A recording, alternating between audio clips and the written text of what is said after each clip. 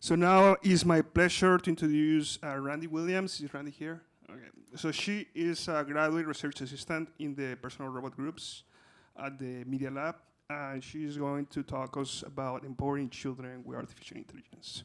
Thank you, Randi.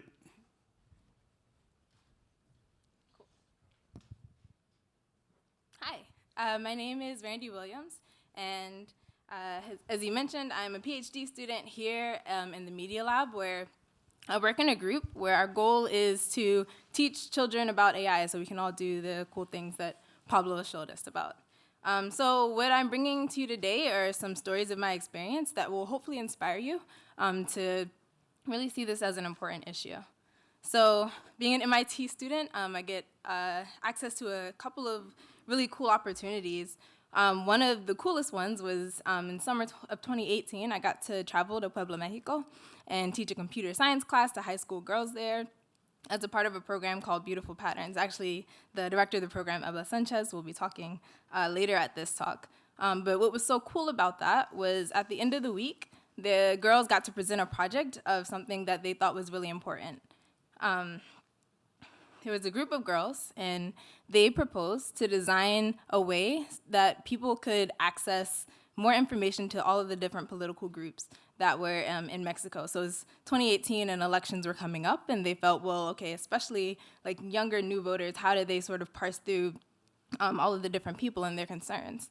And so what they came up with was a questionnaire that people could take, and then they would be able to get a personalized brochure of all the issues they were interested in, the political parties who seemed most affiliated with them, and then they'd be able to do more and more research on their own with that guidance. Their project was based on Bayesian inference, which is an algorithm that my group uses quite a bit in our work on children and education. And it was really cool because the girls sort of took the example that I gave them on Monday, applied it to their own project that they cared a lot about, built this whole business plan, and then presented it on Friday. And it was one of the most amazing applications I've seen.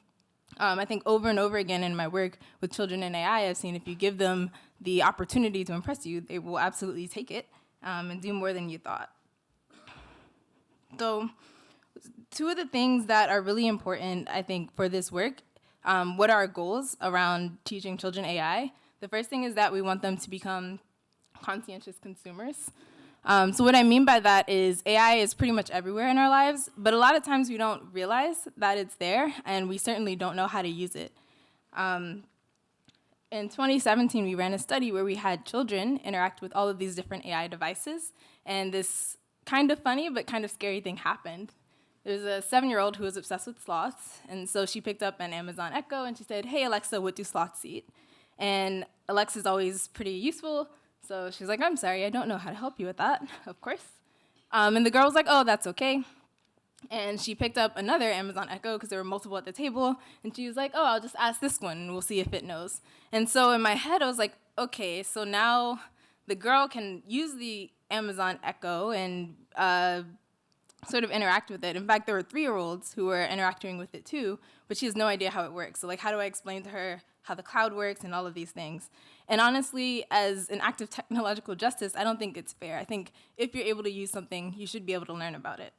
And so that launched my master's thesis project, which is called PopBots. I'll just show a quick video of it, but my goal was to teach literal preschoolers about AI. Maybe the video will play. Maybe you guys can help me in the back. Oh, it didn't go in? Okay. In that case, I will just move on. But the goal was that children have lots of AI toys, and so you can't really quite see a picture of it, but there was a robot that the children could interact with, and it would be intelligent, but they actually trained it. They did supervised machine learning, rule-based expert systems, and generative AI, which was a music game. And we did the study with over 80 preschool children sort of around this area, and they were able to grasp AI. And not only do that, but use it to build really cool things. So conscious consumers, if children can use it, they should be able to understand it. The second thing that was extremely important to us was that children become ethical engineers. So I don't just want only technological people who may have a background in technology to be able to build these things. Everyone should be able to build it and use it to meet their own needs. But a big part of that has to be that they have to be able to evaluate the technology in context. So if you look up AI, you'll find lots of cool things about how it's going to change the future, but you also find lots of negative things about how it's biased or it leads to job loss. And so it's important that children are able to navigate these things too. And if you're wondering, can children do that? Well, I remind you that we've taught 5-year-olds AI, so children can do quite a bit. Oops.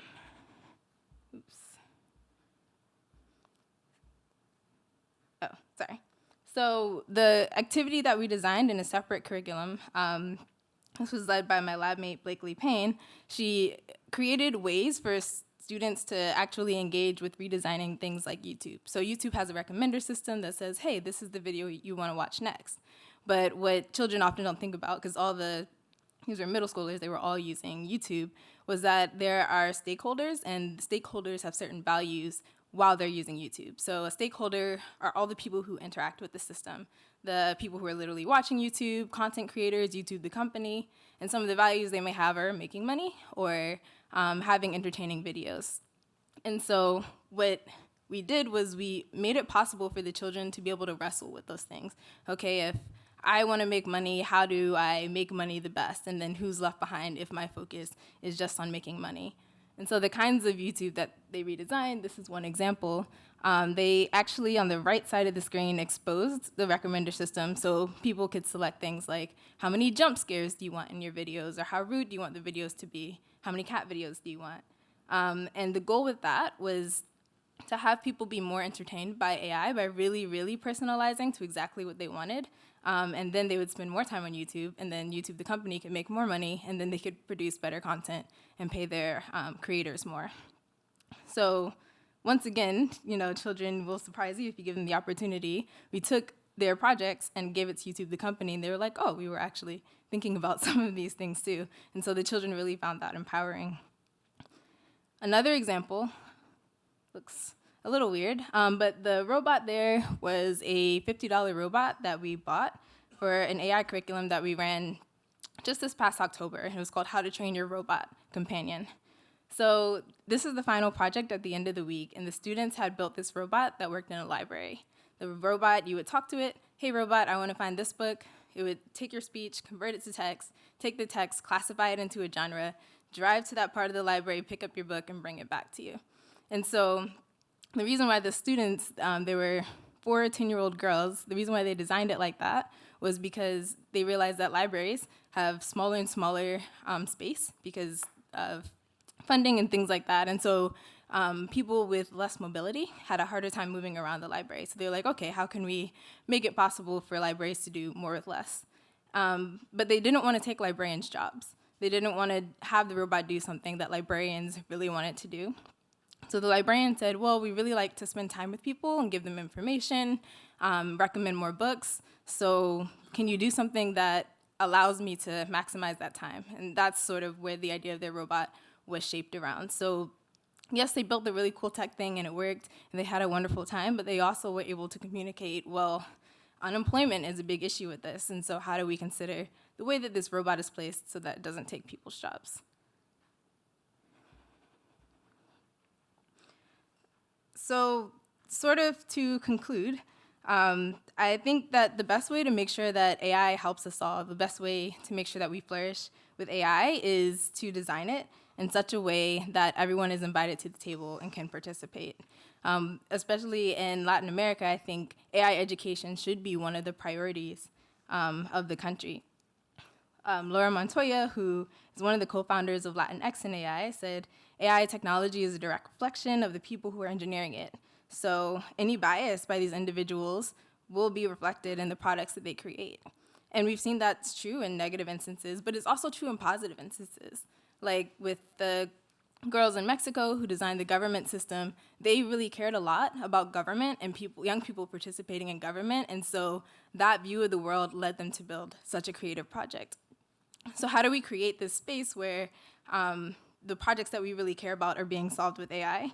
Well, it honestly takes being able to make projects that are personally meaningful to people. So if you remember nothing else, then I'd love for you to remember the answer to these 2 questions. The first one is, when is it the right time to start teaching children about AI. The time is now, absolutely right now. You can literally teach 5-year-olds AI, and the technology is here, so we really have to start preparing children for it. The second question is, who could possibly teach all of the children AI? And my answer is you. It doesn't matter if you're a parent or not. It doesn't matter if you're an artist, a technologist, or whatever your role may be. You really can start diving into these things with children. Do not worry, you don't have to do it alone.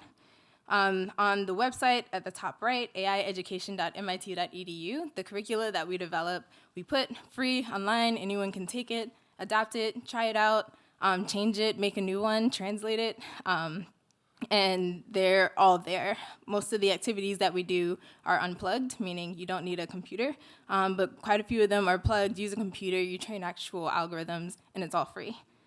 And then not to just toot our own horn, but to toot other people's horns. If you go to the resources tab, there are a bunch of other activities that other people have created. Quite a few are from Google.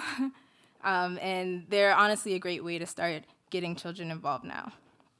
So that is my talk. Start teaching children about AI right now. You can check out our website for some resources, and you can also find me afterwards to talk more about this. Thank you.